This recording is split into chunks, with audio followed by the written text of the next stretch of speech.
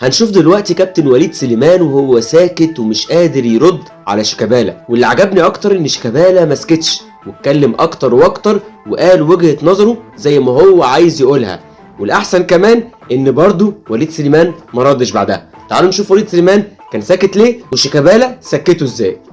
زي ما انت قلت يا ابراهيم وانا قلت معاك هنا قبل كده في حلقه، احنا عندنا مشكله في قطاع الناشئين.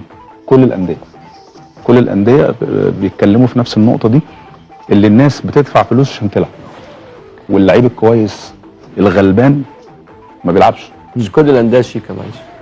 لا كلهم. لا حتى لا انا بقول لك انا من وجهه نظري انا شايفه يعني السواد الاعظم. احنا مش انا بس خد بالك كل دي انت بتعمم. لا كله ما بنلعبش اهلي وزمالك. لا مش اهلي لا او حد مسؤول اولي ما بنلعبش حد مسؤول يلعب عندكم عادي.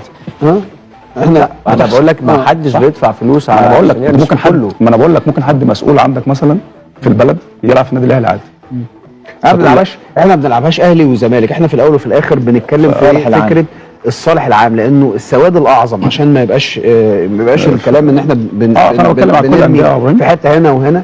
السواد الاعظم من الانديه في مصر عندها مشكله في قطاعات الناشئين، بقت اسمها مرحله الاستماره حتى. بالظبط كده. يعني مرحله ممكن يبقى فيه هنا نادي احسن، ممكن يبقى فيه هنا نادي افضل، بس احنا في الاول وفي الاخر بندور على حلول للكل، ما مش على اكيد نادي ولا نادي.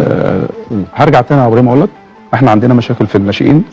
الناس اللي مسؤولين لازم ياخدوا بالهم من اختبارات الانديه. يا كابتن وليد خليك في مصلحه منتخب مصر والكره المصريه.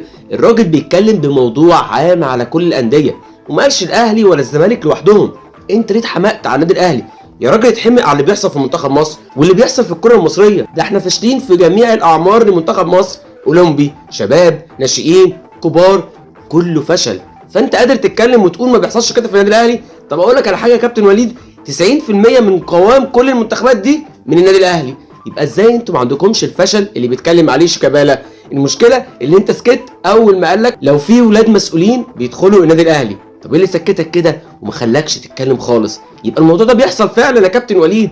ليه تتحمق وانت اصلا على باطل؟ يا ريت نشوف الكلام بالطريقه دي على منتخب مصر وعلى الكره المصريه واللي بيحصل فيها. دايما الاهلاويه بيهمهم النادي الاهلي وبس وما بيهمهمش اي حد تاني. كلمه الاهلي فوق الجميع دي غلط في غلط. لازم يبقى الجمله بالطريقه دي، منتخب مصر وبس مش انديه. مفيش نادي اقوى من المنتخب، مفيش اي حد تبقى مصلحته من اولويه عن المنتخب. لازم يبقى منتخب مصر هو رقم واحد ومش اي نادي تاني.